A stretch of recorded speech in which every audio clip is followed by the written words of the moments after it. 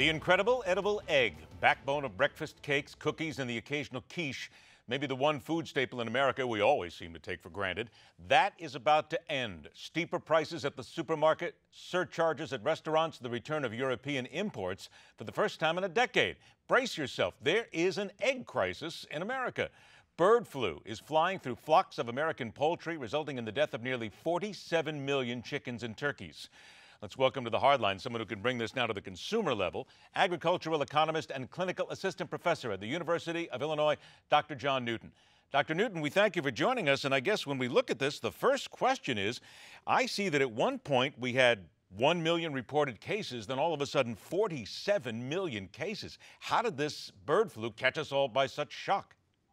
Well, it really started in April and May of this year. We saw that in April, it really started to pick up in the turkey population, and many think it was spread through migratory bird patterns through the Pacific Flyway.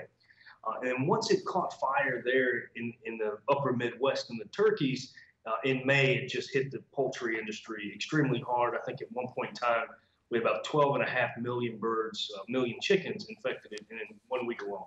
Did we do enough here in America to stop the bird flu, or at least slow it down and maybe keep our animals from contracting it? Yeah, I think we did, because what we've seen is in recent weeks, the number of confirmed cases of the bird flu has slowed considerably. 2 weeks ago, I think we had just over 2 million birds infected by the bird flu. And then just this past week, we only had 1 million birds impacted by the bird flu. So it is slowing down considerably. USDA has made tremendous strides in helping farmers to deal with this catastrophe. We hear a lot of people that are very panicky about this, but I'll tell you, I've got a number of different articles in front of me, and they're all over the place. Here's one that says bird flu sends the egg prices up, but the slowing demand prevents shortages. Here's another that says bird flu leads to cheaper chicken in the United States. So, all right, what's the truth?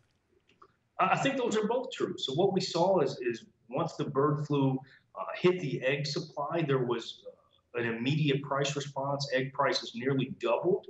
But then due to those higher prices, buyers backed off. Inventory started to build, and then prices have started to come down in the egg sector.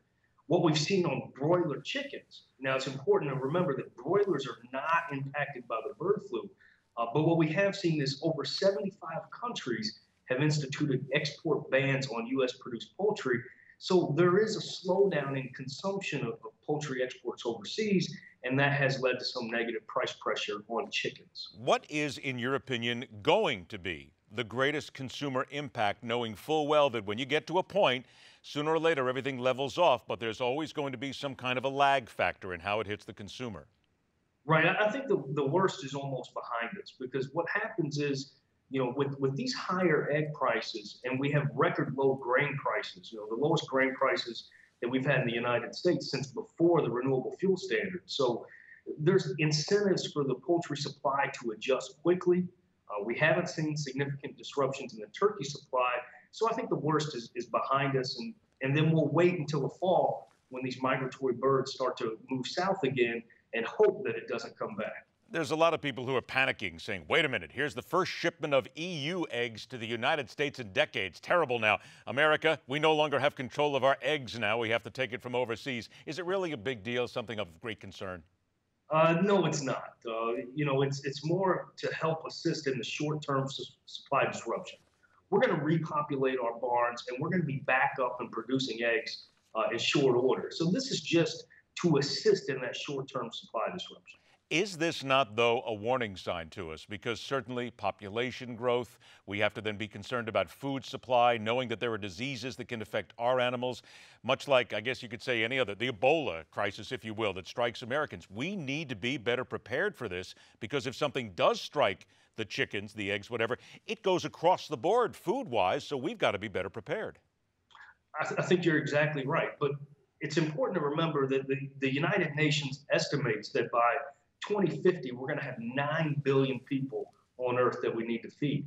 And so it's a double-edged sword. You need to produce food cheaply and efficiently, but you also have to be aware of potential outbreaks of this nature impacting the food supply. You don't think that this is going to really affect producers here, because while other nations don't want to take our eggs right now, you think that will even out as well? Yes, they'll lose a little money right now, but it won't be disastrous?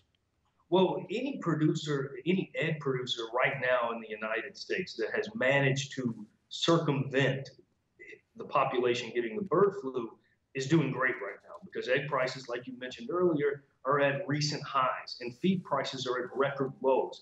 That makes the margin for egg producers extremely high. So they're very profitable right now. And that provides an incentive to expand. It's the ones that have had the bird flu devastate and depopulate their entire flock that are having the most trouble. All right, and very quickly, yes or no, the turkey population is going to be okay for Thanksgiving, right?